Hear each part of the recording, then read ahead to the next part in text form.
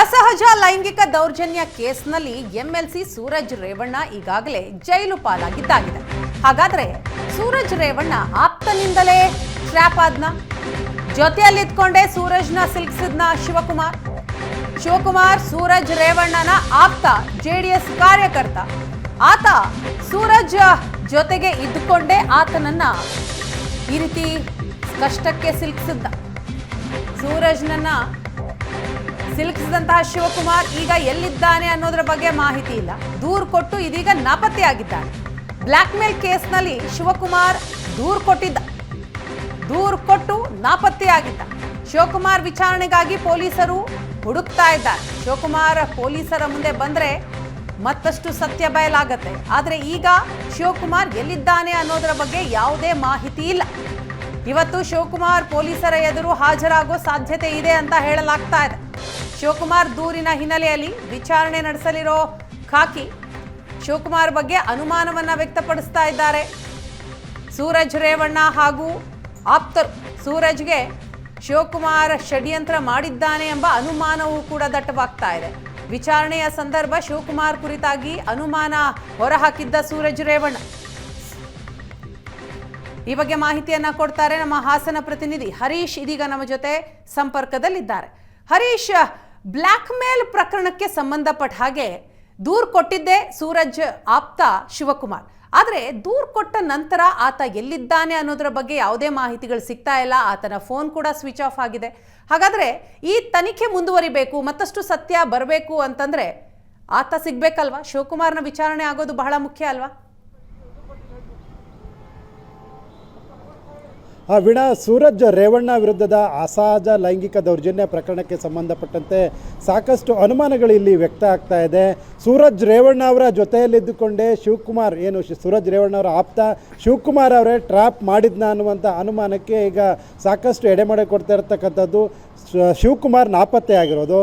ಶಿವಕುಮಾರ್ ಸೂರಜ್ ರೇವಣ್ಣವರ ಪರವಾಗಿ ಸಂತ್ರಸ್ತ ಯುವಕ ನಮಗೆ 5 ಕೋಟಿ ಹಣಕ್ಕೆ ಬ್ಲ್ಯಾಕ್ ಮೇಲ್ ಮಾಡಿದ್ದ, ನಮ್ಮ ಬಾಸ್ಗೆ ಈ ರೀತಿ ಕಿರುಕುಳವನ್ನು ಕೊಡ್ತಾ ಇದ್ದ, ನಿಮ್ಮ ವಿರುದ್ಧ ಲೈಂಗಿಕ ದೌರ್ಜನ್ಯವನ್ನು, ಸೂರಜ್ ರೇವಣ್ಣ ವಿರುದ್ಧ ಲೈಂಗಿಕ ದೌರ್ಜನ್ಯ ಪ್ರಕರಣವನ್ನು ದಾಖಲಿಸ್ತೇನೆ, ನನಗೆ 5 ಕೋಟಿ ಹಣ ಕೊಡಬೇಕು ಅಂತ ಬೇಡಿಕೆ ಇಟ್ಟಿದ್ದ ಅಂತ ಸೂರಜ್ ರೇವಣ್ಣವರ ಪರವಾಗಿ ಸಂತ್ರಸ್ತ ಯುವಕನ ವಿರುದ್ಧ ಶಿವಕುಮಾರ್ ದೂರನ್ನು ನೀಡಿದ್ದ ಹೊಳೆನರಸೀಪುರ ಗ್ರಾಮಾಂತರ ಠಾಣೆಗೆ.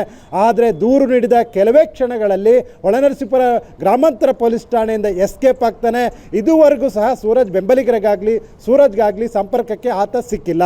ಶಿವಕುಮಾರ್ ಈ ರೀತಿ ಟ್ರ್ಯಾಪ್ ಮಾಡಿ ಸೂರಜ್ ರೇವಣ್ಣವ್ರನ್ನ ಈ ರೀತಿ ಅಸಹಜ ಲೈಂಗಿಕ ಪ್ರಕರಣದಲ್ಲಿ ಸಿಲುಕಿಸಿ ಎಸ್ಕೇಪ್ ಆದ್ನ ಅನ್ನುವಂಥ ಅನುಮಾನ ಸಾಕಷ್ಟು ಮೂಡ್ತಾ ಇದೆ. ಶಿವಕುಮಾರ್ BJP ಮತ್ತು ಕಾಂಗ್ರೆಸ್ ನಾಯಕರ ಜೊತೆಯಲ್ಲೂ ಸಹ ಗುರುತಿಸಿಕೊಂಡಿರತಕ್ಕಂಥ ವಿಡಿಯೋ ಹಾಗೂ ಫೋಟೋಗಳು ಈಗ ವೈರಲ್ ಆಗ್ತಾ ಇದೆ. ಇವೆಲ್ಲವನ್ನು ಗಮನಿಸಿದಾಗ ಅನುಮಾನಕ್ಕೆ ಮತ್ತಷ್ಟು ಪುಷ್ಟಿ ನೀಡ್ತಾ ಇದೆ.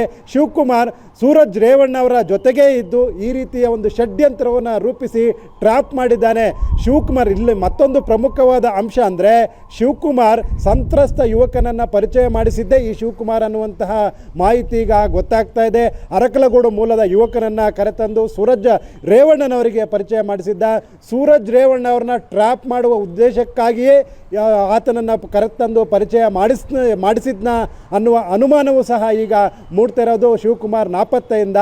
ಶಿವಕುಮಾರ್ ಹೊಳೆನರಸೀಪುರ ಗ್ರಾಮಾಂತರ ಪೊಲೀಸ್ ಠಾಣೆಗೆ ದೂರು ನೀಡಿದ ಕೆಲವೇ ಕ್ಷಣಗಳಲ್ಲಿ ಹೊಳೆನರಸೀಪುರ ಪೊಲೀಸ್ ಠಾಣೆಯಿಂದಲೇ ಎಸ್ಕೇಪ್ ಆಗಿದ್ದಾನೆ. ಸೂರಜ್ ಬೆಂಬಲಿಗರಿಗೂ ಸಹ ಸಂಪರ್ಕಕ್ಕೆ ಸಿಗ್ತಾ ಇಲ್ಲ. ಅಂದಿನಿಂದಲೂ ಸಹ ಆತನನ್ನು ಸಂಪರ್ಕ ಮಾಡಲಿಕ್ಕೆ ಪ್ರಯತ್ನವನ್ನು ಮಾಡ್ತಾ ಇದ್ದಾರೆ. ಜೊತೆಗೆ ಪೊಲೀಸರು ಸಹ ಹುಡುಕಾಟವನ್ನು ನಡೆಸ್ತಾ ಇದ್ದಾರೆ. ಬ್ಲ್ಯಾಕ್ ಮೇಲ್ ಪ್ರಕರಣಕ್ಕೆ ಸಂಬಂಧಪಟ್ಟಂತೆ ಸೂರಜ್ ಪರವಾಗಿ ಸಂತ್ರಸ್ತ ಯುವಕನ ವಿರುದ್ಧ ದೂರನ್ನು ನೀಡಿರ್ತಕ್ಕಂಥದ್ದೇ ಈ ಶಿವಕುಮಾರ್ ಈಗ ದೂರುದಾರ ಆಗಿದ್ದಾನೆ. ದೂರುದಾರನೂ ಸಹ ಬೇಕಾಗುತ್ತೆ ಪೊಲೀಸರಿಗೆ, ಆತನಿಂದ ಹೆಚ್ಚಿನ ಮಾಹಿತಿಯನ್ನು ಪಡಿಬೇಕಾಗುತ್ತೆ. ಆದರೆ ದೂರನ್ನು ನೀಡಿದಂಥ ಬ್ಲ್ಯಾಕ್ ಮೇಲ್ ದೂರನ್ನು ನೀಡಿದಂಥ ಶಿವಕುಮಾರ್ ಇದುವರೆಗೂ ಸಹ ಪೊಲೀಸರಿಗೂ ಸಂಪರ್ಕಕ್ಕೆ ಸಿಗ್ತಾ ಇಲ್ಲ. ಜೊತೆಗೆ ಸೂರಜ್ ರೇವಣ್ಣನವರ ಆಪ್ತರಿಗೂ ಸಹ ಸಂಪರ್ಕಕ್ಕೆ ಸಿಗ್ತಾ ಇಲ್ಲ. ಸೂರಜ್ ರೇವಣ್ಣ ಅವರ ಜೊತೆ ಉತ್ತಮವಾದ ಸಂಬಂಧ ಸಖ್ಯವನ್ನು ಬೆಳೆಸಿ ನಂತರದಲ್ಲಿ ಮತ್ತೋರ್ವ ಯುವಕನನ್ನು ಕರೆತಂದು ಈ ರೀತಿ ಕೆಡ್ಡವನ್ನು ತೋಡಿದ್ದ ಅನ್ನುವಂತಹ ಅನುಮಾನಕ್ಕೆ ಈ ಶಿವಕುಮಾರ್ ನಾಪತ್ತೆ ಆಗಿರುವುದು ಕಾರಣ ಆಗ್ತಾ ಇದೆ. ಸಾಕಷ್ಟು ಅನುಮಾನವನ್ನು ಮೂಡಿಸ್ತಾ ಇದೆ. Veena. Yes, thank you Harish ತಮ್ಮ ಮಾಹಿತಿಗಾಗಿ.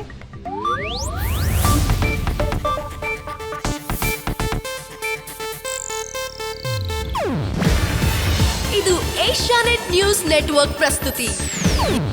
ನೀವು ನೋಡ್ತಿದ್ದೀರಾ ಏಷ್ಯಾನೆಟ್ ಸುವರ್ಣ ನ್ಯೂಸ್.